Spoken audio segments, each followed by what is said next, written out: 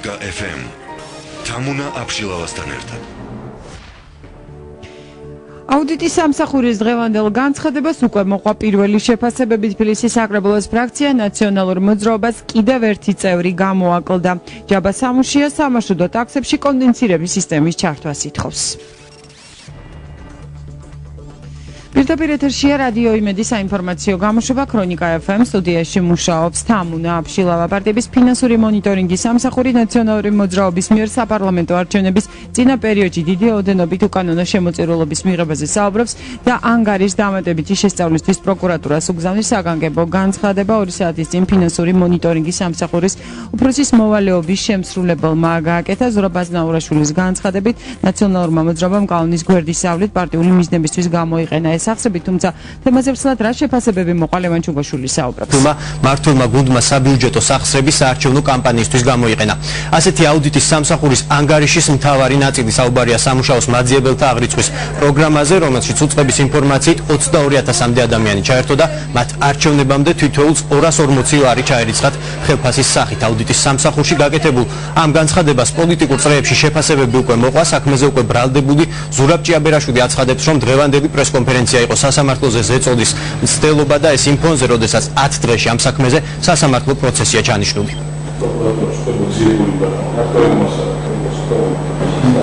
ბრიფინგი და ეს განცხადება სხვა არაფერია თუ არა ზეწოლის მცდელობა სასამართლოზე, რაც ფუნდამენტურ კონსტიტუციურ უფლებას თავისუფალი სასამართლოს შესახებ უზღუდავს როგორც ვანო მერაბაშვილს ისე მე და არღვევს ადამიანის უფლებათა ევროპული კონვენციის მესამე მუხლით გარანტირებულ უფლებას, რომ ჩვენ ვისარგებლოთ ობიექტური მიუკერძოებელი სასამართლოს საშუალებით.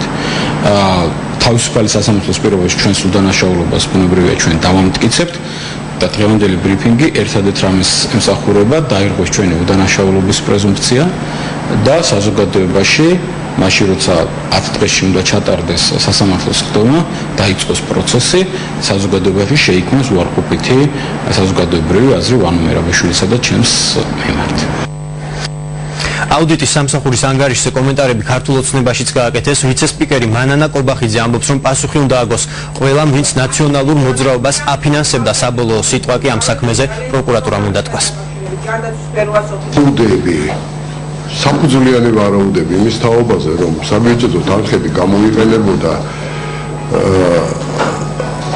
წლების განმავლობაში, რო დასტურდება ამითი. ეგ არის. დანარჩენს იქ დარღვევის ხარისხი როგორი იყო, ამას უკვე აჩვენებს ალბათ გამოძიება, წესით გამოძიება უნდა აჩვენოს. როგორც ჩანს ეს არ იყო მხოლოდ ესეთი ერთჯერადი შემთხვევა. ამ დასაქმების პროგრამებზე გახსოვთ სტუდენტების დასაქმების პროგრამები რომ იყო იქ არაერთი ინფორმაცია იყო იმის თაობაზე, რომ დასაქმებები იყო ესეთი, ასე ვთქვათ, ფორმალური. თარხდებოდა რეალურად კონტროლი იმ ფინანსებისა, რომელიც შედიოდა ნაციონალურ მოძრაობაში და ჩვენ ყოველთვის ვაპროტესტებდით ამას და კარგია, რომ თვითონ აუდიტის სამსახურმა, როგორც ჩანს, ეხლა ეს ყველაფერი განაცხადა, გამოვლინდა ეს ყველაფერი და რა თქმა უნდა, ამას უნდა მიეცეს სამართლებრივი შეფასება და ეს უნდა შეისწავლოს პროკურატურამ და უნდა პასუხი აგონ იმ პირებმა, რომლებიც აფინანსებდნენ უკანონო გზებით ნაციონალურ მოძრაობას და ეს უკანონო შემოწირულობები ცხადია მიმართული იყო, ასე ვთქვათ, აბსოლუტურად არასწორად. მე შეგახსენებთ, რომ აუდიტის სამსახურმა ანგარიში დღეს საგანგებო ბრიფინგზე გამოაქვეყნა და საქმის შესწავლას ისინი უკვე ახლა მთავარ პროკურატურას თხოვენ. ლევან ჩუგოშვილი საუბრობდა პირდაპირ ეთერში. მე კიდევ ერთხელ შეგახსენებთ, რომ პარტიების ფინანსური მონიტორინგის სამსახური ნაციონალური მოძრაობის მიერ საპარლამენტო არჩევნების წინა პერიოდში დიდი ოდენობით უკანონო შემოწირულობის მიღებაზე საუბრობს და ანგარიშს დამატებითი შესწავლისთვის პროკურატურას უგზავნის. საგანგებო განცხადება დღეს ფინანსური მონიტორინგის სამსახურის უფროსის მოვალეობის შემსრულებელმა გააკეთა. ზურაბ აზნაურაშვილის განცხადებით, ნაციონალურმა მოძრაობამ კანონის გვერდის სწავლით პარტიული მიზნებისთვის გამოიყენა დასაქმების პროგრამისთვის გათვალისწინებული სახსრები და უკანონო შემოწირულობა მიიღო ჯამში 5,240,840 ლარი. აუდიტის სამსახურის ინფორმაციით 2012 წელს სოციალური მომსახურების სააგენტომ დასაქმების პროგრამის ფარგლებში შრომითი ხელშეკრულება დადო 21,837 პირთან, რომლებმაც პარტიის სასარგებლოდ წინა საარჩევნო სააგიტაციო სამუშაოები განახორციელეს. ერთიანმა ნაციონალურმა მოძრაობამ კანონის გვერდისავლით პარტიული მიზნებისთვის გამოიყენა დასაქმების პროგრამისთვის გათვალისწინებული საბიუჯეტო სახსრები და მიიღო უკანონო შემოწირულობა 5,240,880 ლარის ოდენობით. კერძოდ 2012 წელს სოციალური მომსახურების სააგენტომ საქართველოს მთავრობის დასაქმების პროგრამის ფარგლებში განახორციელა შრომითი ხელშეკრულებების დადება 21,837 პირთან, რომლებმაც განახორციელეს წინა საარჩევნო სააგიტაციო სამუშაოები პარტიის სასარგებლოდ. აქვე დადგინდა, რომ დასაკონტრაქტებელ პირთა სია შედგენილი იყო ადგილობრივი თვითმმართველობის წარმომადგენლების მიერ ერთიანი ნაციონალური მოძრაობის პარტიული აქტივისა და მხარდამჭერებისაგან, რომლებიც ინფორმირებულებიც კი არ იყვნენ დასაქმების პროგრამის ფარგლებში განსახორციელებელი სამუშაოების შესახებ. საბიუჯეტო სახსრები მიმართული იქნა ერთიანი ნაციონალური მოძრაობის წინასაარჩევნო კამპანიის სასარგებლოდ. თბილისის საკრებულოს ფრაქცია ნაციონალურ მოძრაობას კიდევ ერთი წევრი გამოაკლდა. კოკი იონათამიშვილის შემდეგ ფრაქციიდან წასვლის გადაწყვეტილება დავით წერეთელმა მიიღო. რატომ მიიღო დეპუტატმა ეს გადაწყვეტილება და რა გეგმები აქვს? თამარ ბუბაშვილი საუბრობს. ფრაქციიდან წასვლის ორ მიზეზზე საუბრობს. პირველი ეს არის წამებისა და ადამიანის პირადი შეურაცხყოფის სამსახველი ვიდეო მასალა, რომელიც ჩინაგან საქმეთა სამინისტროს ინფორმაციით ძალოვანმა უწყებამ რამდენიმე კვირის წინ სამეგრელოს ერთ-ერთ სამალავში აღმოაჩინა. მეორე მიზეზი, რაზეც დავით წერეთელი საუბრობს, ეს არის საკრებულოს ფრაქცია ნაციონალური მოძრაობის უკვე ყოფილი თავმჯდომარის კოკი იონათამიშვილის პირადი წერილის გასაჯაროება, რომელიც იონათამიშვილმა საქართველოს პრეზიდენტს მიწერა. ამ დროისთვის თავად დავით წერეთელი თბილისში არ იმყოფება, ამიტომ ჩვენ მასთან გასაუბრება მხოლოდ ტელეფონის საშუალებით მოვახერხეთ. მიზეზი პირველ რიგში ის, რომ იყო ეს აღოცხენებელი კადრები, რომლებსაც ასოცირება ნამდვილად არ მინდა და დასაჯელი უნდა დაისაჯოს პირველ რიგში. მეორე ის, რომ პირადი წერილი ბატონი კოკი იონათამიშვილის რო გამოქვეყნდა, ეს იყო პირადად ჩემი შეურაცხყოფაც არის მე მგონი, იმიტომ რომ პირადი წერილების გამოქვეყნება პირადად მე არაეთიკურად მიმაჩნია, მაგრამ დღესაც ვიძახი, რომ ნაციონალური მოძრაობის უმრავლესობა არის მოწოდებული იმისათვის, რომ სიკეთე აკეთოს. მიმდინარე პროცესებთან დაკავშირებით ცოტა ხნის წინ კომენტარი გააკეთა საკრებულოს თავმჯდომარის პირველმა მოადგილემ მამუკა ახვლედიანმა. ახვლედიანი აცხადებს, რომ ყველაფერი კეთდება იმისთვის, რადგან ნაციონალური მოძრაობა როგორც პოლიტიკური ძალა დაიშალოს, თუმცა ახვლედიანი აქვე აღნიშნავს იმას, რომ რამდენიმე კაცის პარტიიდან წასვლა ფუნდამენტურ ცვლილებებს ვერ გამოიწვევს. ოპონენტები ჩვენ და სამწუხაროდ ცდილობენ ყველანაირი ფორმით, ყველანაირი საშუალებით, ყველანაირი მეთოდით, არა თვითონ მხოლოდ და პოლიტიკური მეთოდებით, არამედ ძალოვანი სტრუქტურების დახმარებით, საფინანსო სამსახურის დახმარებით, ჩინაგან საქმეთა სამინისტროს დახმარებით, პოლიცია, მილიცია, პროკურატურა, მოკურატურა ყველა ამ ერთ საქმეშია ჩართული. ამ საქმეს ქვია ნათელი რამ და კიდევ ერთხელ გამეორდები და ვიტყვი, რომ მიზანი ერთია დიადი ნათელი. ის რომ როგორმე განადგურდეს ნაციონალური მოძრაობა.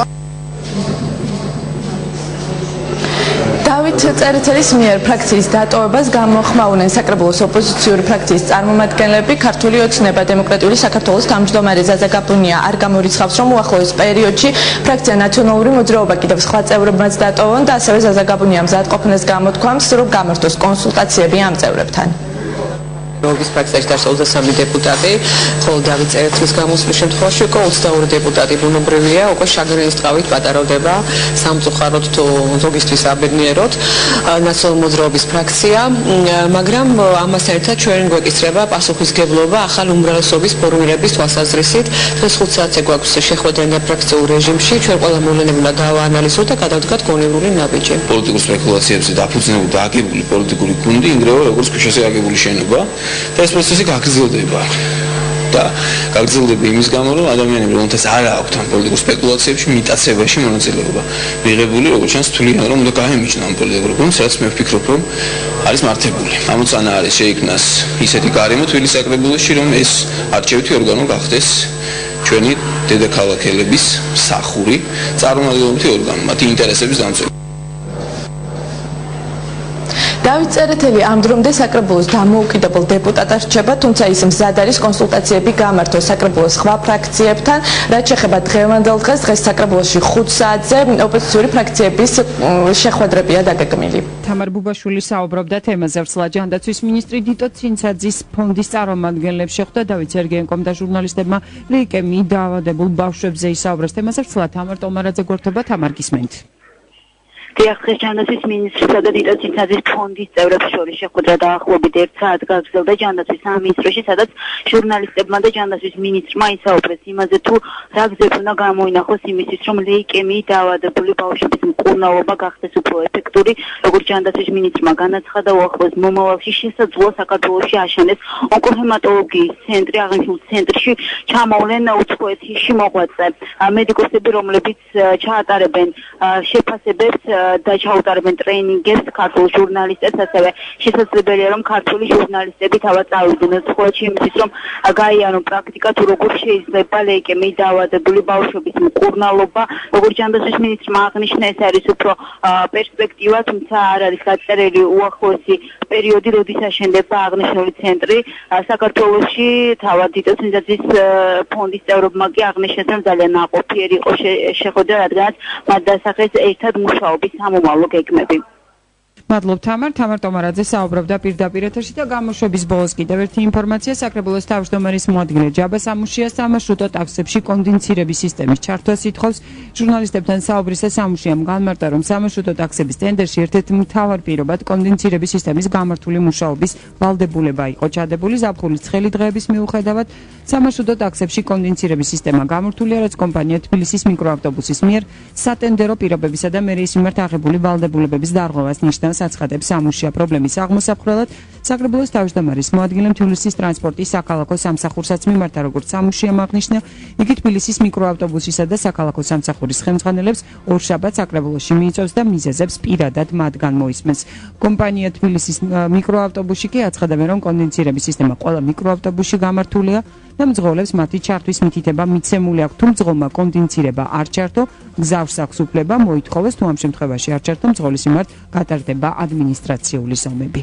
ასე ვითარდება მოვლენები ამ დროისათვის. რადიო იმედის მორიგი საინფორმაციო გამოშვება ეთერში 14 საათსა და 30 წუთზე გავა.